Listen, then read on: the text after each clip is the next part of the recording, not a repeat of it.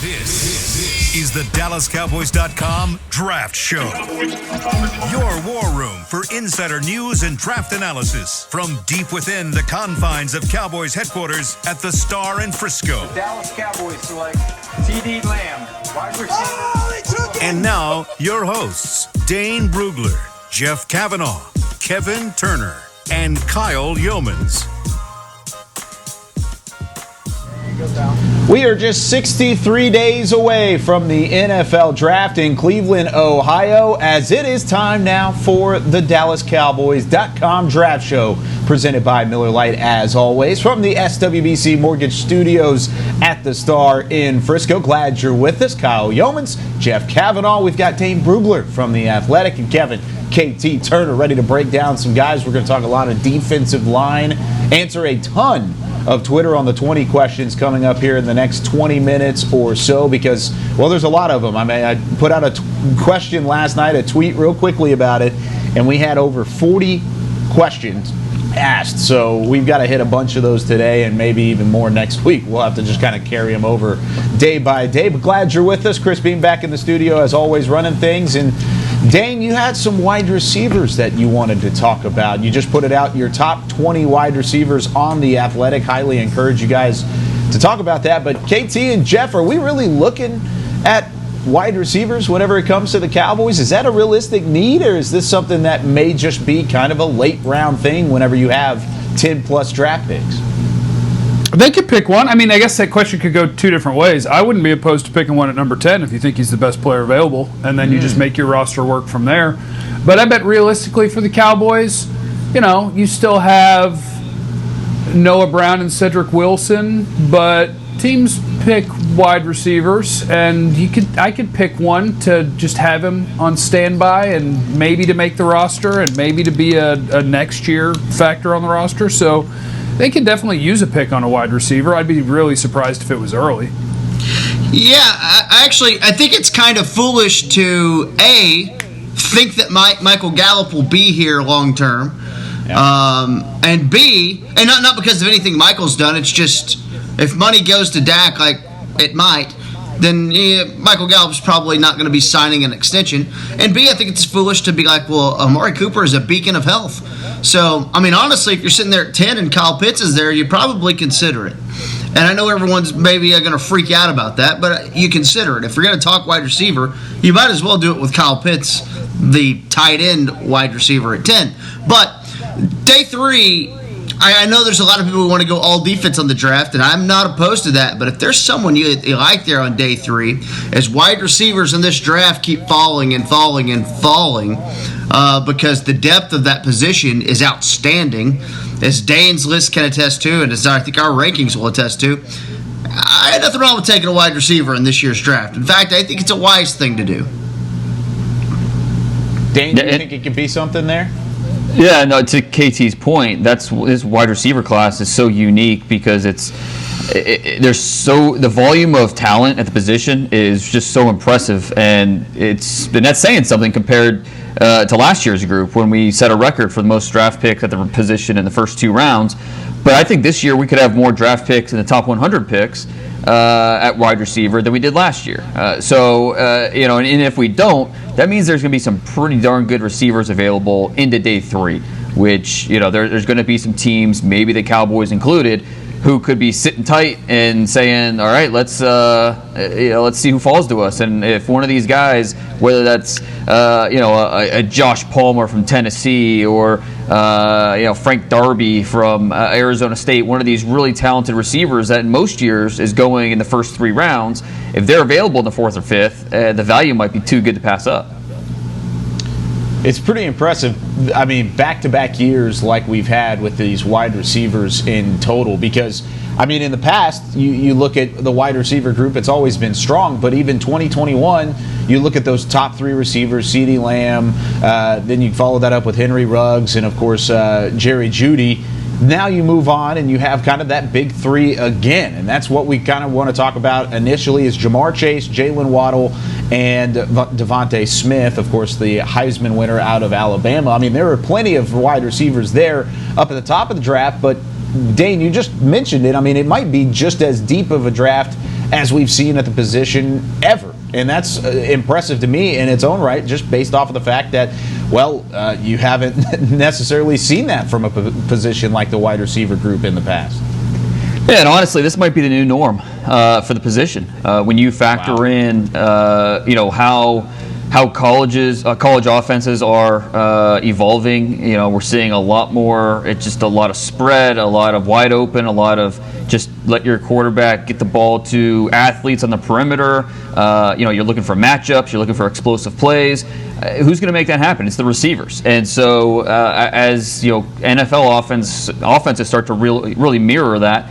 We're going to see a lot of turnover at the receiver position these next few years, and it's going to be a very crowded group, and it's going to make it for some really interesting evaluations because we have to go even further in depth on these guys to really, determine, how do these guys stack up? And it's tough. I had a tough time doing this top 20. I feel good about my top 3, and then I feel good about 4, and then that's where it starts to get really. About preference, and you're splitting hairs on some of these guys. What can you really have to start focusing on not what they can't do, but what they can do, and how does that impact your game at the next level, and who it can impact it greater, or maybe who's more polished, who's got it's a ceiling versus floor argument. So there's so many different ways you can look at these receivers. I don't expect everybody to agree with 1 through 20. I think everybody, team to team, evaluator to evaluator, they're going to have their own order, and it's going to differ. So it's just a really interesting exercise to try to stack all these guys. KT, you mentioned Kyle Pitts, and I think certainly he's one of the most talented, if not the most talented position player in the draft outside of quarterback. And I mean, whenever we talked about the top 3 receivers like a Jamar Chase and Devante Smith and a Jalen Waddle, where does Kyle Pitts rank among those 3? And is there a chance that any of those 3 guys, if they're there at 10, because chances are there will be one of those 3 at 10, that the Cowboys at least look that direction? But is that still even a realistic possibility with the needs they have on defense? I mean, I still would have, personally, Kyle Pitts is such a matchup maker. It almost matters what you have on your team.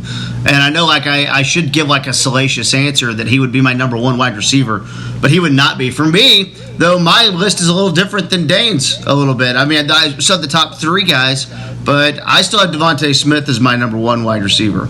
And then Chase, and then Waddle. And love them all. I would probably be Smith, Chase, Waddle, and then Kyle Pitts, depending on what you're asking me to do, though. It's just a little different what you have on your roster. Because I do think supplementing what you have is important.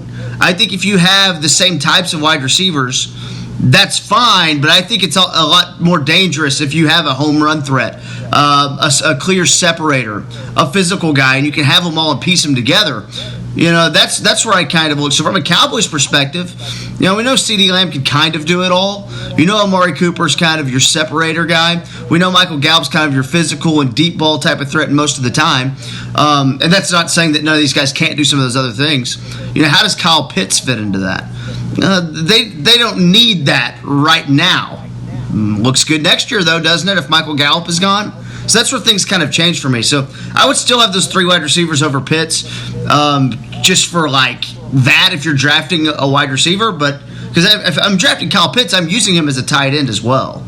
I will put him in line every now and then just to throw off formations and things like that. Dane, why do you have Devante Smith 3rd on that list behind his teammate, Jalen Waddle, and then, of course, Jamar Chase, who is your number 1 wide receiver? Because, of course, the historic season that Devante Smith ended up having, you're still not necessarily convinced he could translate to the next level, at least better than those 2 guys?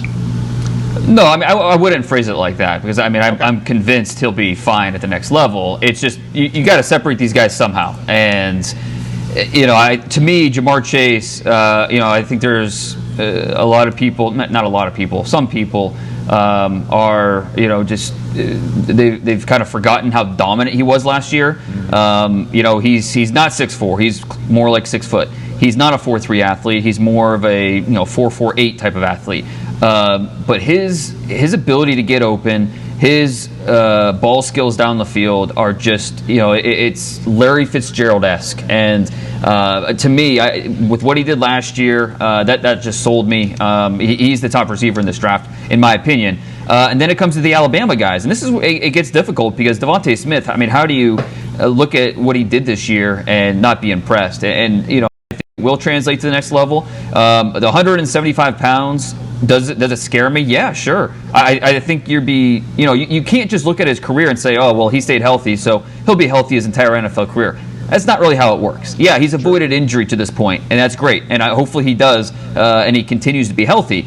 But at 175 pounds, it's just tougher. It's tougher to stay healthy when bigger guys are hitting you at much faster speeds. So, I think at the end of the day, Jalen Waddle, his continued maturation as a route runner and as being more than just an athlete, his ability to create those big plays, 4 plays at 75-plus yards the last 2 years, that ability to create big plays is kind of what gave him the edge over Devante Smith for me. But again, Devante, I mean, these guys are so close. I mean, it's not like there's a gap between these two players. I think both are worthy of top 10 consideration. Jeff, where do you have those top 3 guys ranked with Chase, Smith, and Waddle, and even if you wanted to throw Kyle Pitts in there as well? Oh man, I'm I'm a coward when it comes to all of those guys at the moment because I think they're all monsters. But I came into today wanting to fight Dane, and so I'm excited to have my first opening here because I hate the weight thing. Like I've seen a study on it from Football Outsiders where people who are lighter at any given position group do not get hurt more than people who are heavier. The little guys don't get hurt more often than the big guys. It's not borne out in actual injuries and data. I think that's just something we look at them and we assume like, ooh man, it's really gonna hurt when that big guy hits you. And it's never been borne out to be factual in the NFL. So like weight won't bother me unless it functionally affects you on the football field. So like the Smith weight thing doesn't bother me, but I go back and forth with all 3 of them. I'm just like, they're all studs. What do you want? Like, I think Devante Smith is a Marvin Harrison type, the explosive route runner, the change of speed and direction. Jamar Chase will manhandle. Like, people try to press cover Jamar Chase, and he just tosses them around and then catches the football on top of their head and moves on with his day. And then Waddle, I think, is the best chance to be a Tyreek Hill type. He's not as thick, so he wouldn't be as explosive like after the catch, but he's the sort of guy that when you watch him, he just moves at a different speed than literally everyone else on the field. It's February, so I'm a coward, and I don't have an order yet. I want all of them, and Kyle Pitts, you just double up on your cowardice, and you say he's a tight end, not a receiver, so you will have your order within a round. I would put Pitts, and I feel bad about it, but I would put Pitts behind the wide receivers just to cover my butt from a historical perspective of tight ends. The NFL has done a worse job of finding them in the first and a better job of finding them later, and at receiver it's the opposite. They do a good job of finding them early, and it's not hard later, but it's harder than tight end. So I think I would just use the positions to sort of break that tie because it's a bad history of picking tight ends that early, and I love Pitts. So if the Cowboys took him at 10, would I be excited and fired up for it? Yeah, actually I would. I would like the pick. I'd be like, shoot, yeah, you think he's the best player? But I would be wary because of the history of it and the positional value in the league. Dane, rebuttal? So you're saying if you list him as a receiver, he has a better chance of hitting? I'm saying he's a tight end. I'm saying if I had to order those 4 guys, I would order Kyle Pitts 4th in my rankings just because he does play tight end and he doesn't play wide receiver. And the tight end history is much, much scarier than the wide receiver history when you're using a pick that high on that position. Gotcha. So I would... You're not ranking him with the receivers. Yeah, I'm punishing Pitts for being a tight end and putting him behind the top 3 receivers because he's a tight end. Gotcha. Yeah, and I mean he is a tight end. He lines up in line, and even if he's a new age tight end, which he'll look at Travis Kelce and how the Chiefs use him. He's not a lot of times he's out wide. He's detached. So I don't think that he has to be a guy that spends most of his time with his hand on the ground to be considered a tight end. That's just not how the NFL works. So he is absolutely a tight end. My rebuttal to what you said about the weight. I mean, if you had two receivers that had the same exact speed, skill sets, everything, height, but one was 170 pounds, the other was 200 pounds, which one are you taking? You're taking the 200-pounder. Why? I think that's unrealistic, though, to say that they're going to be the exact same player. Why is that unrealistic? I'm saying if they were. If there's a scenario where they're the same speed, same skill set, the same strengths, weaknesses, they're the exact same player, except one's 200 pounds, one's 170 pounds, which one are you taking? Theoretically, you are going to take the 200-pounder because there's just you can cite the study, but I mean just using common sense and how science works, having better bulk on your body, you're going to have a better chance of that's body armor. You're going to have a better chance of staying healthy. I mean that's just I don't know. To me, that's common sense. But I think that's the problem. I think so many things we perceive as common sense aren't actually common sense. It's just our initial reaction. Like Kyler Murray is much less likely to get hurt than Ben Roethlisberger. Ben Roethlisberger has, quote, body armor. He gets hurt. Andrew Luck, Carson Wentz, the big guys, those are the guys that are getting destroyed. The little guys get hurt. They get hit a lot more. I mean, and I think part of they get hit more than Kyler? Oh yeah, easily. And how many 170-pound receivers are there in the league? I think the not sample size. Well, that's what the sample size isn't really there when you start comparing them to others. I mean, I don't know. I don't buy that for a second. That weight does not matter. That and part of it is there's a reason we don't see a lot of 170-pound receivers in the league, or just players in the league, period. And part of it is because it's just hard to make it at that size. And so I mean the guys that do make it are tougher than heck, and that's part of it. So and again, this is not to say I don't want this to listeners to come away from this to saying or thinking that I don't believe Dante Smith's an NFL player. I absolutely think he is. I would absolutely draft him in the top 10, but. Is there a little bit of concern there because of his size? Absolutely. I think you'd be crazy not to at least think about that, how his size might affect him at the next level, and not just brushing it away and saying, oh, he'll be fine. He's just as likely to get hurt as a guy that's 215 pounds or Calvin Johnson or any one of these guys. I do want to point out, Dane, that my actual argument would be technically that Calvin Johnson would be more likely to get hurt, just by a little bit, but that's what evidence tells us at every position, not just receiver. The heavier guys get hurt a little more, but that's just data. You don't get to throw away data. Why would you do that? I think it's I don't buy that for a second, because again, sample size matters here. We're talking about how many receivers are there in the league, 170 pounds? I mean, you're talking about a handful. There's not many. And why are we talking about a handful? Because those guys don't make it. Yeah, but you can do the same thing with quarterback. How many sub-6 foot quarterbacks are there, and why didn't they make it? Because of opportunity, because people perceive them that way. And as you stop perceiving them that way and people get opportunities, you're assuming that's perceived. You're assuming that's perceived, and it's not. They couldn't make it because of the size. I mean, yeah, is there a stigma against shorter, smaller quarterbacks? Sure, absolutely, that's a thing. But to say that that's the reason and not that they couldn't stay healthy or they couldn't overcome the size, that's an assumption.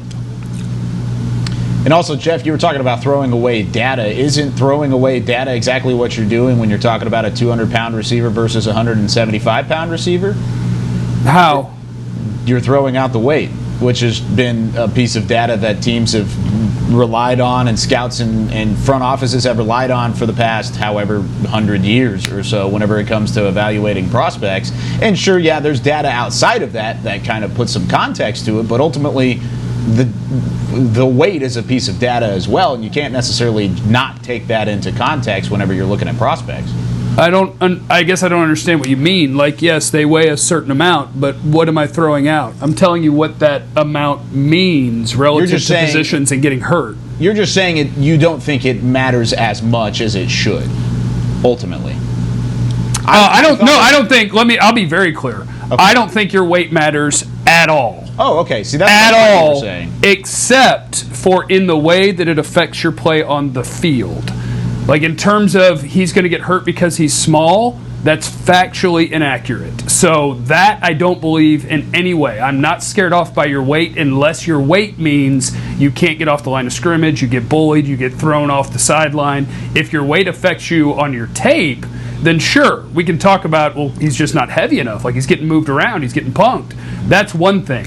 But in terms of he's going to get hurt because he's small, it's not factually accurate, so I can't go there. Again, I don't think it's factually accurate because a lot of those guys don't make it to the NFL because it's just hard for those guys. It's harder.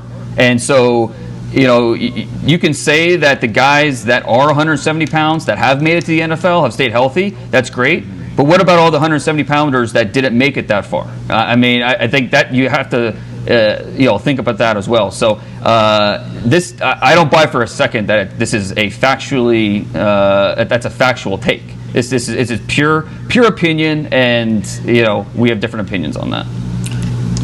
I'm interested to hear what KT has to think on this one as well. Are you leaning toward a side? Because I think if I'm leaning toward a side, I want to lean toward the percentages that really where the weight lies, and I think that's mostly toward the bigger players, or at least the ones that Dane's kind of talking about. But KT, are you leaning either way? Well, real quick, notable light players just for the fun of it. Hollywood Brown, 166, but also Snoop Menace, 171.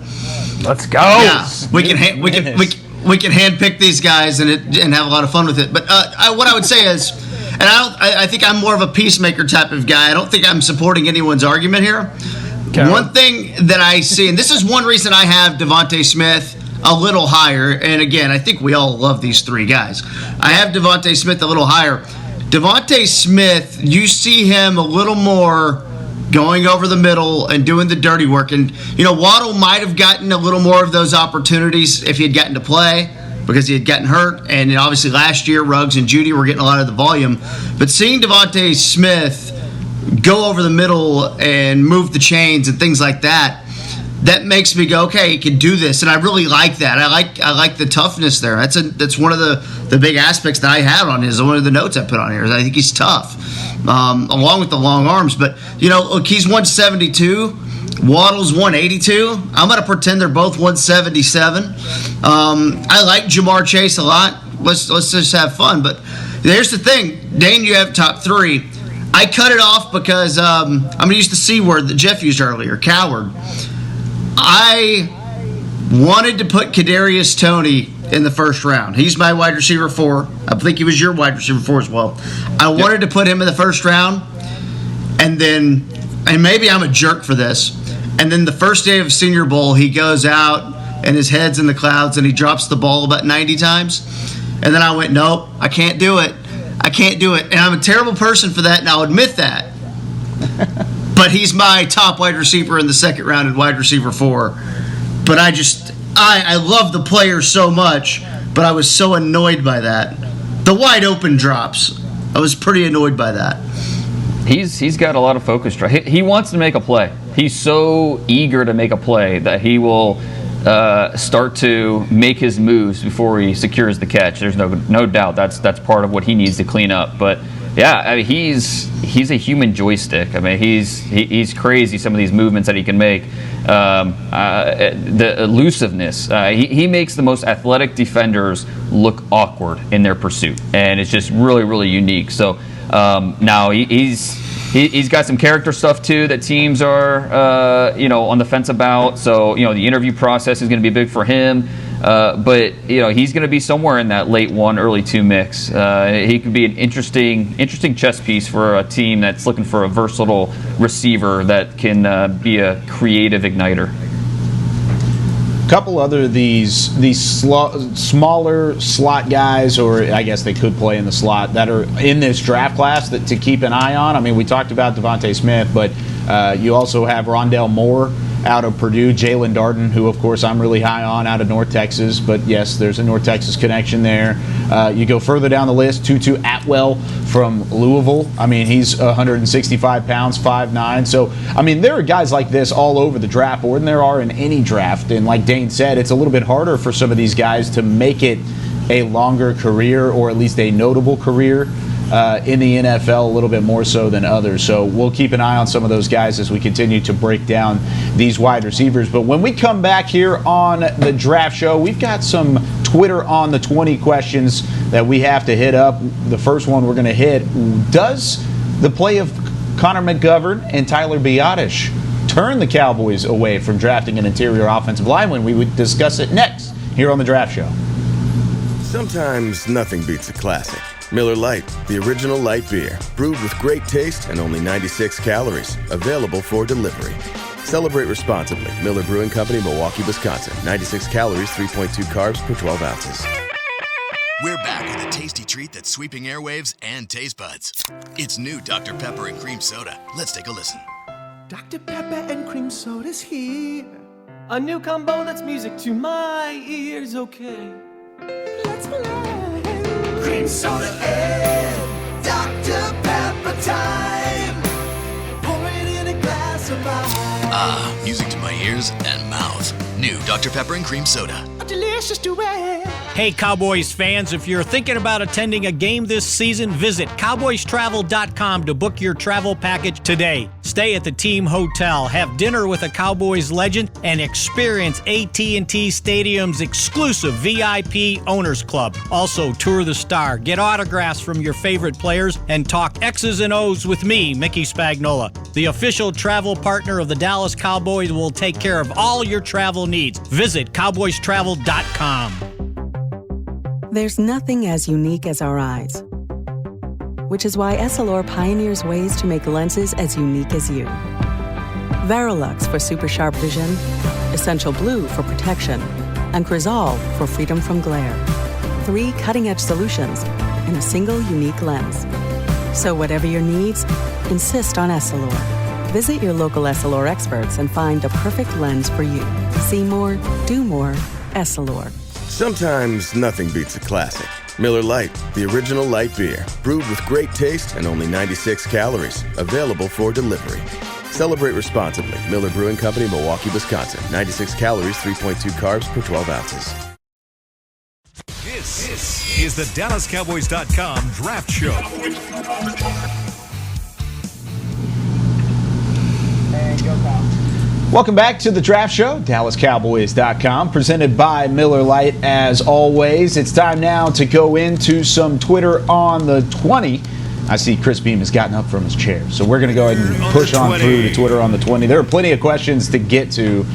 Oh, there it is. Hey, it was in there. It was there in a delay, but it was there. Chris Beam, as always, killing. Kyle is muted. Back. So now that we've gotten into Twitter on the 20, we've had it all taken care of. We've got one question. This is from our guy Max. He said, "Does the way that Connor McGovern and Tyler Biadasz played last season steer you away from drafting an interior offensive lineman?" Haven't heard much on the evaluation on McGovern's play. We'll start things off with Jeff on this one.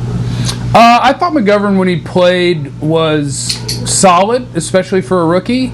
And I thought Biadasz was kind of the same thing, where if you told me that one or both of those guys had to start for your team next year, I'd say, okay, that's all right. That's not bad. So I don't think it's a priority by any means, especially because you also have Connor Williams and Zach Martin. So I think you're okay there.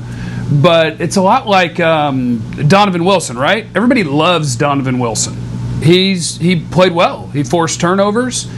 If you had a chance and your best player available was a box safety who you thought could force turnovers and be a great tackler, let's say you were going to play JOK from Notre Dame there, upgrade it. Mm-hmm. Like, just because something's okay doesn't mean that I'm not going to upgrade it. So if you have the right opportunity, sure, try to upgrade that.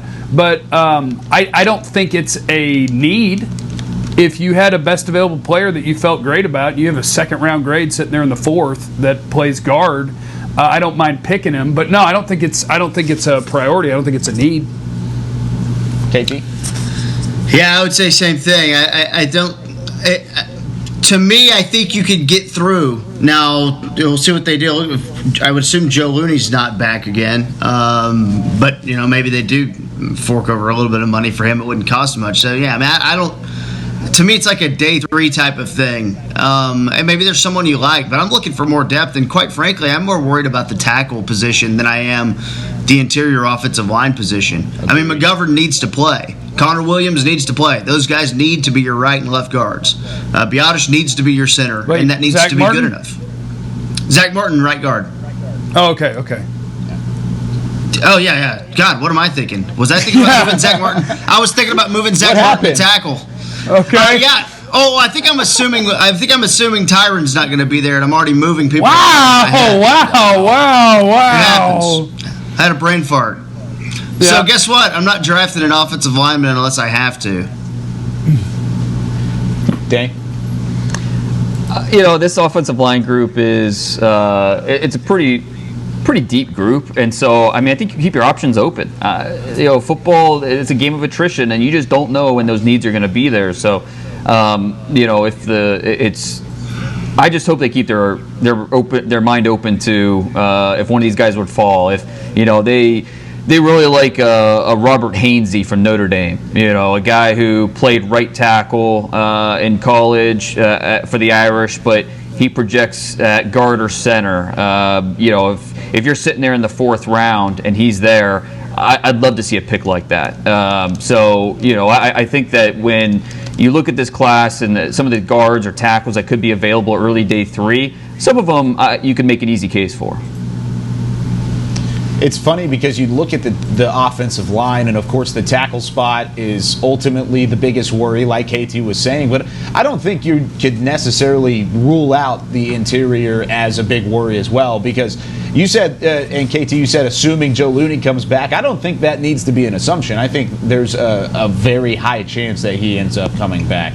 I don't know if I'm not making a prediction that he does, but I think it's probably a more than 50-50 shot that he is back in a Cowboys uniform, just because of how cheap he may be and because of where the money's going to be allocated to try and get these guys on the roster.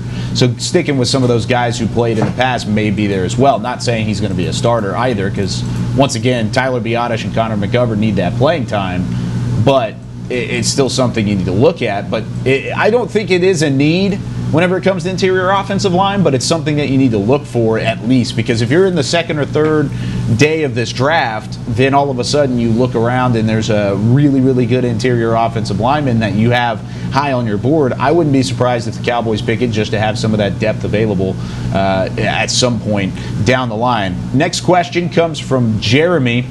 And it's kind of along the same lines, but not necessarily specific to the offensive line. He said, what position groups might be better suited to be addressed in Cowboys free agency rather than the draft, whether this is because of a lack of talent, depth in the draft, or particularly strong at a free agent class? KT, what you got on that one? Well, yeah, if Joe Looney wants to sign for like $2 million, I guess we could do that. Kind of on the same topic. Right? Can I throw a name out there real quick, too? Dane, what do you think about Royce Newman from Ole Miss? Because he can play pretty much everywhere on the offensive line. And I'm more interested in guys like that, to be honest. Yeah, and that's his value, is the versatility, because he can play. He's got 4-position versatility. So that's the appeal of the guy like that. And that's what I'm talking about when you early day 3, because that's when Royce Newman's going to go, a couple of these other guys. But, it's always interesting when you have free agency before the draft, and you try to piece together what you want to do in free agency, but then also have your eye on the draft in terms of which positions are stronger, where do you have a better chance of finding or answering a need. I think in a perfect world, you fill all of your needs in free agency, or at least patch the holes, and that way you have freedom to kind of do what you want on draft weekend. I think that's what a lot of the smart teams do. And I know it's not that easy when there's a cap involved, but if somehow they can find a way to patch their holes on the roster so they can enter the draft with the freedom to let the board fall to them, that's the best way to attack it. Jeff? And safety might line up as the position that has the most starting quality guys where you could do that. Because I agree with Dane. Like, the Cowboys, what they need to do is they need to sign a corner, they need to sign a safety, they need to sign a defensive tackle. They need to do all that before the draft so that you're not pigeonholed into picking something. And that's actually also my problem with trying to get a linebacker on this team early in the draft, because I think you want to try to fill holes before the draft, not create holes where then you're forced to do something. And I think that's what they'd have to do if they moved on from a certain player, who I'd be fine with them moving on from, but still, why are you just creating holes for no reason? So, yeah, I think safety may be the one that's most likely, because there's a lot of names out there that are starting caliber guys that you could sign in free agency and kind of not have that need. But you don't want to stop from finding long-term cheap solutions in the draft. So your job is to sign a safety, a corner, a D tackle, and get ready to draft. But if they wanted to spend big on one to where you'd go, all right, scratch that off the need list, I think it would potentially be free safety. I think that's where I was thinking too. I think free safety is something that you can potentially look at, but there's also a lot of free safeties I think in this draft that are better than what the Cowboys have had in the past. So either way, there's a good chance to upgrade that position this year, even if it is a second or third round prospect. If the Cowboys want to draft that high and use that kind of capital on a safety, that's still yet to be seen either. This is from Sebastian. He says Dallas desperately needs to add speed on defense. We've talked about that on this show previously. Who are some of the more solid and speedy prospects that Dallas could target in the middle rounds at both linebacker and then, of course, defensive back in the secondary there, Dane? So you said we're looking for speed? Speed. If that's our focus, it's just speed. Okay, let's look at corner. Robert Rochelle from Central Arkansas. He's one of the fastest players in this draft. He's going to be somewhere third or fourth round. I think if you're looking for pure speed, that makes sense. Maybe later on in the draft, Kerry Vincent, corner out of LSU. Big-time track guy, high school and college. I graded him as a backup nickel. But, I think that he is still a draftable player. Then we look at linebacker. If we're looking at speed at linebacker, Cameron McGrone out of Michigan. There's some medical stuff that teams need to figure out. But, again, if we're just focusing on speed, fourth or fifth round, McGrone can fly. He's a little lighter than you want at the linebacker position, but he can absolutely move. So, based off of just speed, those are three names in the day 3 territory that would make some sense. Jeff, do you have any guys that you've been looking at? Did this need to be day 3? Was that the rule? He asked day 2, day 3, but we could do any of them. I'm okay with anybody. Well, day 2, I think if you're looking for speed, you can also talk about both the Georgia corners. Both of them can absolutely run. They're both state champion 100 and 200 meter guys. So Eric Stokes, Tyson Campbell, linebacker I would throw in. I don't have an estimated 40 time, but just watching him run, I would throw in Baron Browning, Ohio State, as a second or third round guy. I think he can really scoot. So those are guys, top of my head, that are second, third-ish round guys that can move. It says here that Baron Browning 4, 5, 6 potential 40 is what I'm looking at right here. So, I mean, pretty decently quick for a linebacker, I guess, right up in that realm. KT, any guys that stick out? I don't know if he's a pure speed guy, but I know he can run and his play speed's okay. It's Jabril Cox, the LSU linebacker. I like him a little bit. Look, the answer is Jeremiah Owusu-Koramoah. That's fast. That's what we want. That's kind of what we're talking about. So, there's your answer. Micah Parsons is fast, KT. Yeah, he is, right? That's good. Yep. Someone else can have him. Get ready, buddy. He's my prediction. Get ready. Yeah, you may be right. He's my prediction. Another corner who can flat out run, Benjamin St-Juste out of Minnesota. He's 6'3", and he's going to run really well. So I question his instincts. I question he's got a little bit of body stiffness. He'll give up separation, but if you just ask him to, hey, that guy, go cover him, he can do it because he can open up and run. So St. Juste is an interesting name on day 3. That's another good one. I like that name a lot. Jason Pruitt has 2 Dane Brugler specials on this one. How about this? So the first one is, are there any senior FCS prospects who could go from playing a strong spring season and be drafted in April? We'll start with that one. Well, yeah, and it's an interesting dynamic this year because we have, well, first of all, a spring season for college teams at the FCS level, which is obviously not the norm. And there also the opportunity for some of these players, if they want to, bolt after the year, or for some of these guys, towards the end of towards the end of the year, if they want to bolt and enter the draft, they're able to do that. I think that the one name that comes to mind immediately is the North Carolina A&T running back, Jermaine Martin. He made a big announcement when he said he was going to play in the spring, so it wouldn't surprise me if he still decides to go pro. We'll see. He's 5'10", 210 around there. Good speed. He can make guys miss in the hole. I think he is a draftable player if he does declare. So Martin would definitely be a name to keep an eye on. Tariq Cohen turned that place into a factory, huh? Yeah, well, this kid, he's a Coastal Carolina transfer. Got into some trouble there, so he transferred down and kind of reinvented himself. So he's a good player. The second part of this question was, who are the high floor, high ceiling wide receiver prospects outside of his top 20 who we aren't talking about just yet?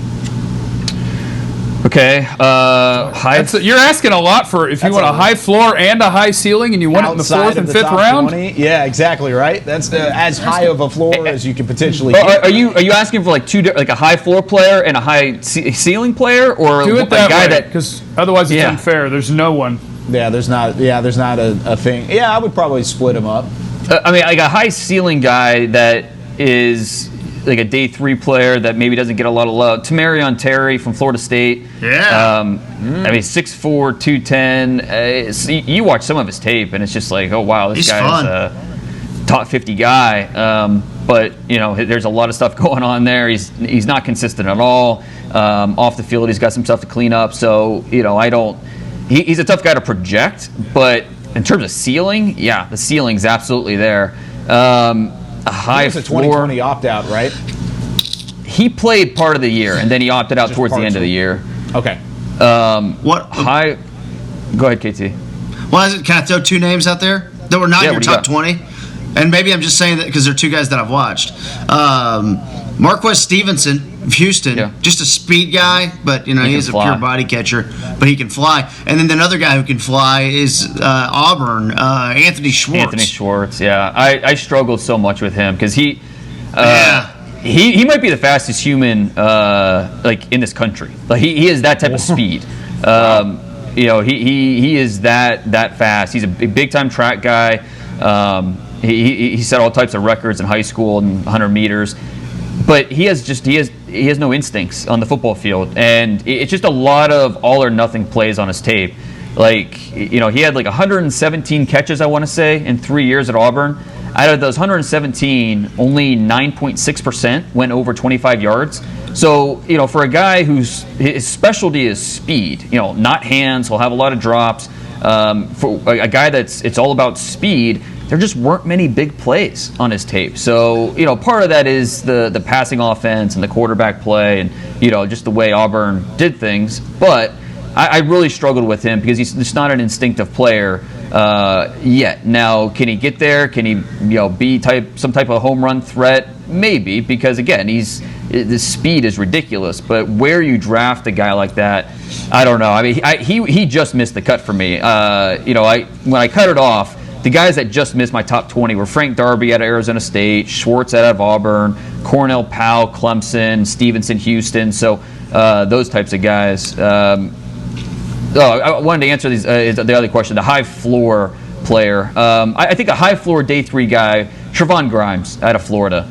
Not a great separator, but a guy that can go up, snare the football, and he's going to be a really solid fourth or fifth receiver, and then it wouldn't surprise me at all if he ends up being, getting some starting reps and getting more playing time. He's a high floor guy.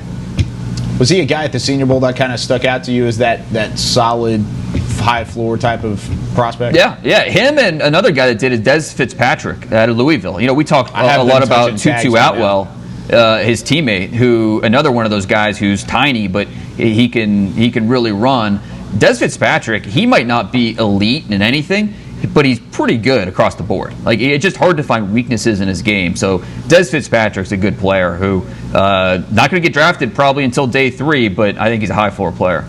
Okay, real quick, I wanted to weigh in on the Schwartz thing again, because there's a play in a game, and granted, Bo Nix is not like the greatest distributor of the football, and I'm not crazy about either of the Auburn wide receivers, but there's a play in a game where he's running a wheel route, and it's clearly like a design play where he's the number one option. It's very clear.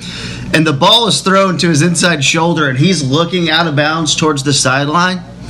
And I was like, dude, what are you looking at, man? It's like, you thought the football was going to be over here at the water cooler? Dude, the guy, and it wasn't a great throw by Bo Nix, not many are, but the ball was thrown he was trying to hit him on his inside shoulder, and he's looking out towards the sideline. It was amazing. I was just like, what's he doing? Did you ever figure out what he was looking at?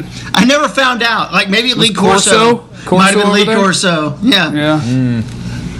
That's interesting. Hey, it happens sometimes. Lee Corso's a legend for a reason. How about that? Let's go ahead and take our second break. When we come back, I want to talk about some defensive line guys and maybe get some thoughts on Jeff's hate for Gregory Rousseau and maybe some of these other guys that we've had some trouble with on the defensive line when we return here on the Draft Show presented by Miller Lite. Sometimes nothing beats a classic. Miller Lite, the original light beer, brewed with great taste and only 96 calories, available for delivery. Celebrate responsibly. Miller Brewing Company, Milwaukee, Wisconsin. 96 calories, 3.2 carbs per 12 ounces. The Cowboys way, where 16 Hall of Famers and 5 championships shows us what success looks like. Where turkey is always the second best part of Thanksgiving Day. Where we are all defined by one single thing, the star. Where we as fans know it's our job to keep the tradition going. Bank of America is proud to be the official bank of the Dallas Cowboys and to support the quest of living life the Cowboys way. Copyright 2020, Bank of America Corporation. Honey, big news. Gary, are you okay? Oh, I'm not Gary anymore. I'm Jackie Flash. What? See, I want the latest smartphone, but the best deals are only for new customers. So, to get a new customer deal, I changed my name to Jackie Flash. Okay, but the best smartphone deals at AT&T are for everyone, new and existing customers. That's huge. Then guess who's getting a deal? Is it Jackie Flash? Jackie Flash.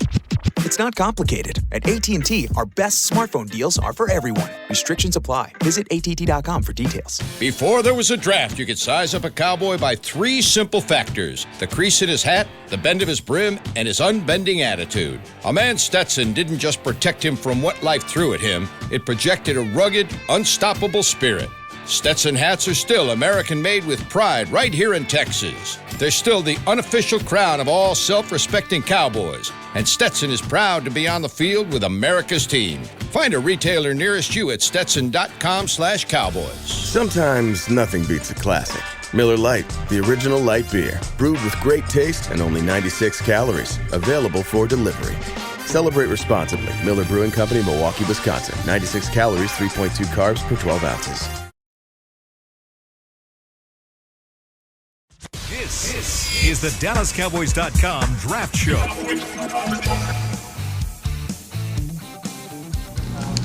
Back here for the final segment of the DallasCowboys.com Draft Show, presented by Miller Lite. Kyle Yeomans, Kevin KT Turner, Dane Brugler, and the great Mr. Captain Trade Down, Jeff Cavanaugh, as always. And Captain Trade Down, you know, Jeff, you did put that in our WebEx that we're using to communicate virtually at the moment. Is Captain Trade Down writing again? Because I haven't gotten an update over the last couple weeks. Oh, I think he consistently is trying to get on the horse. But I got to tell you, he has second and third thoughts all the time because some people hate draft simulators. Like my buddy Vach absolutely despises draft simulators. I have done probably 600,000 draft simulations for this year on my YouTube page. So, like, I love trading down until you trade down and all the guys you thought you were trading down for are gone, and then Captain Trade Down is an idiot. So, am I Captain Trade Down? Yes, all the way to like 15, and that's about as far as I want to go. Because then J.C. Horn's gone, and somebody takes Barmore, and you're like, okay, so now the corners are gone, Barmore's gone, Slater and Sewell are gone, and you're going, what in the hell did I trade down for? So Captain Trade Down does live, but he lives very tepidly. You still have Gregory Rousseau sitting there for you. Yeah.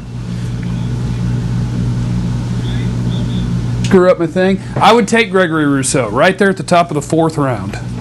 Okay, top of the 4th round. Interesting. For Gregory Rousseau's a bad player. Okay. And I know we've talked about this before, but we talked about it with Bucky Brooks the other day, and I want to get you and Bucky on the same show at some point, and then we can really get into this. But you have strong thoughts about Gregory Rousseau, but I want to kind of take it generally into the defensive line because it's not a strong defensive tackle class. If Christian Barmore's not there, should you have traded back if you're the Dallas Cowboys, then all of a sudden you're kind of dry from a defensive line standpoint. But is there anybody else that gets you excited, or is everybody kind of overhyped? Is that why Gregory Rousseau's in that conversation? I don't I'm being completely honest here. I don't know why he would be in the conversation. There's nothing I've seen from him that puts him in a conversation in the 1st round, so I don't know. Like, I get it if you want to talk about Azeez Ojulari. I get it if you want to talk about Jalen Phillips or Kwity Paye. I get it if you want to talk about Carlos Basham. I like Peyton Turner at Houston and Joseph Osai and Ronnie Perkins.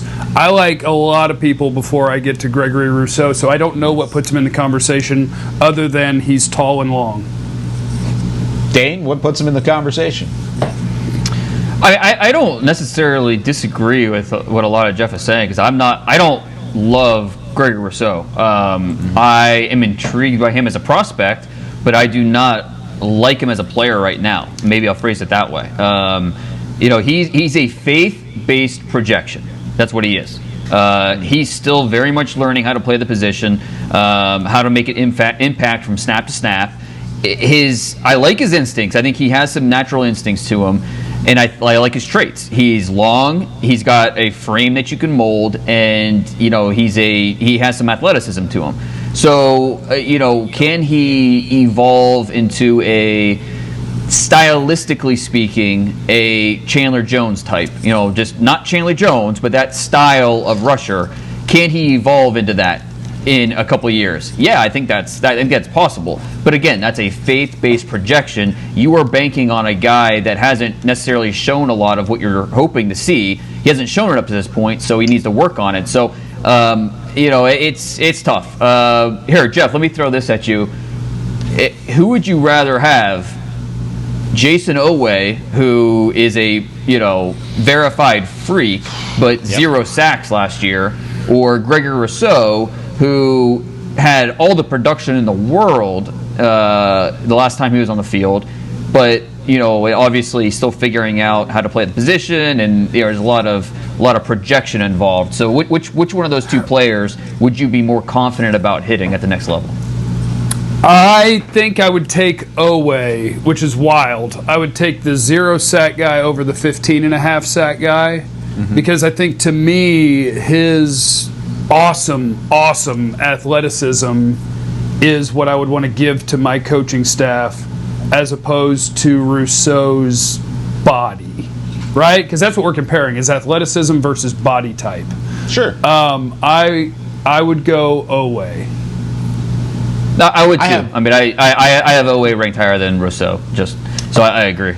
I have Oweh 3 spots higher than Rousseau at the moment as well. But, there are a lot of guys in that conversation, but is it really, and KT, I want your thought on this as well, but is there not even a home run? I know there's no home run, there's no Chase Young in this draft, but where does this draft of edge rushers and even defensive tackles rank compared to classes in the past? Because the more I go down the list, the more I don't like it compared to maybe even the classes of 2020, 2019, and so on and so forth.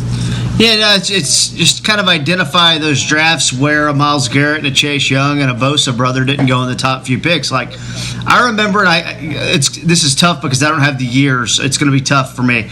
But I remember the Derek Barnett year, and there might have been someone great that went ahead of him.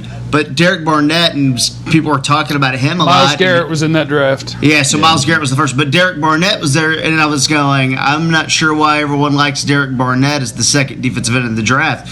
And I just didn't love Derek Barnett and what he went 14 or 15 or 17 or whatever, kind of in that mix. I used to have a photographic memory, Kyle, but I'm old now. It's once you cross that threshold of 30, the sharpness goes away. So, like, to me, I mean, we've seen drafts like that, and that's where I think it's more important to figure out guys that maybe you're unsure of. Like, for instance, I've got a guy who I like a little bit. I think he's potentially a top 100 guy, but every time I go back and watch him, I still end up with the hands up, shoulder shrug emoji. It's Washington's Joe Tryon. I mean, he is a guy who's been very difficult for me because I don't fully know what he is, but I like his body. I like his effort. I like a lot of his tape. I'm trying hard to like him, Jeff. I'm trying hard. I think he can set the edge sometimes, you know? Like, I think he's not a super bendy guy.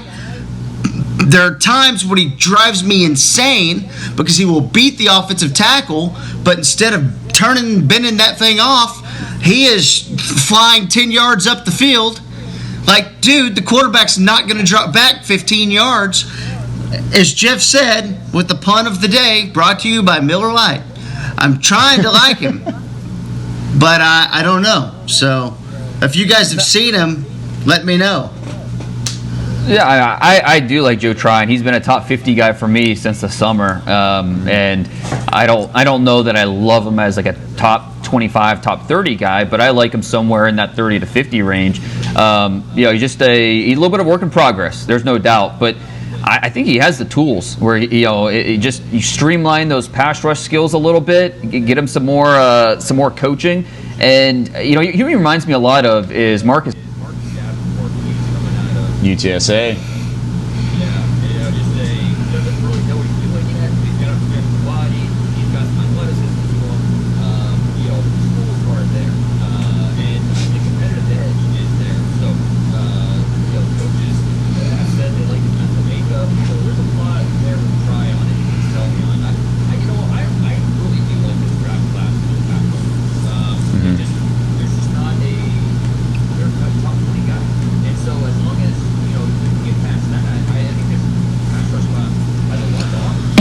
Turner as the eighth pass rusher in this draft. I mean, that's pretty good. If you can get Ronnie Perkins as the 9th or 10th guy drafted, that's great. Even into day 3, when you've got guys like Quincy Rochet. Like, Quincy Rochet is a guy that I saw popping up in first round mocks. I'm like, I just don't see it.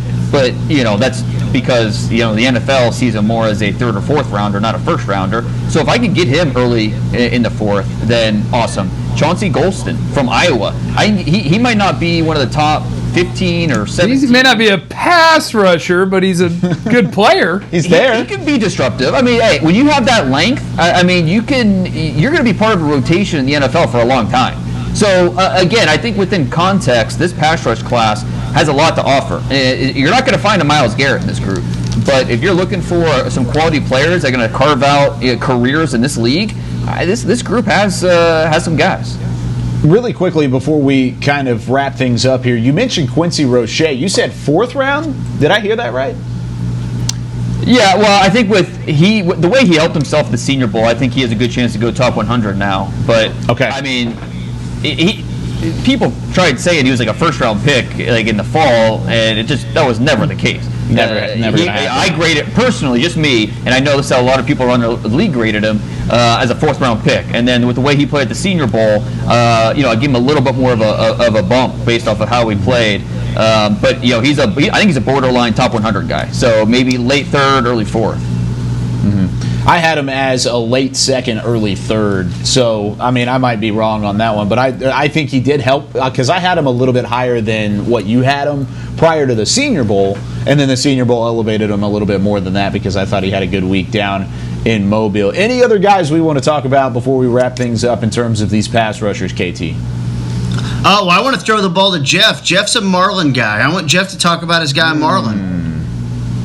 Oh, that's not a pass rusher though. That's my defense. That's my defensive tackle. You mean the better USC defensive tackle out of the two? Yeah, we're talking D lineman today, right? We're good. I agree. I agree. He's better. I mean, he's a top 50 player in this draft. Is that how you say it? Okay. Marlon Tuilupotu? I doubt that's it. Tuilupotu. Huitalopu. I don't even know. I'm all over the place. Tell me about him, Jeff. He's 305 pounds, and one of the things I really like with my defensive tackles is I like the guys who make you type the words violent hands, and I think that's him. I think even though he's 305 pounds, that he's one of those guys that will manhandle some single blockers. He's just so hard to sustain a block on. He's active. I think he is better suited to help an NFL team than, at least when I was starting to do the work, I feel like his teammate Jay Tufele, who opted out this year, was the more talked about D tackle. They have the same build, but Marlon T, to me, is just a more consistent, more powerful, more heavy-handed guy that I think is totally worth, to me, like a third-round pick, and stick him in the middle of your defense and have some fun. Sounds like fun to me. I mean, any of those guys that could potentially come in and shore up the run game, shore up the defense. The Cowboys need a 1 technique, probably more so than they need a 3 technique because you have like 4 of them on the roster already. So let's go find a 1 technique, maybe some pass rush depth at the edge spot too, and then let's figure it out defensively. But that's going to do it for us here on the Draft Show. Make sure and tune in next Thursday, 10 a.m. Central Time, with these guys back in action. And then also Tuesday at 10 a.m., Bucky Brooks, Brian Broaddus, and the great David Hellman joining us on Tuesdays. But for now, that's it for us. Chris Bean back in studio for Kevin KT Turner, Jeff Kavanaugh, and Dane Brugler. I'm Kyle Yeomans. We'll see you next time on the Draft Show, presented by Miller Lite. This has been a production of DallasCowboys.com and the Dallas Cowboys Football Club. How about this, Cowboys? Yeah!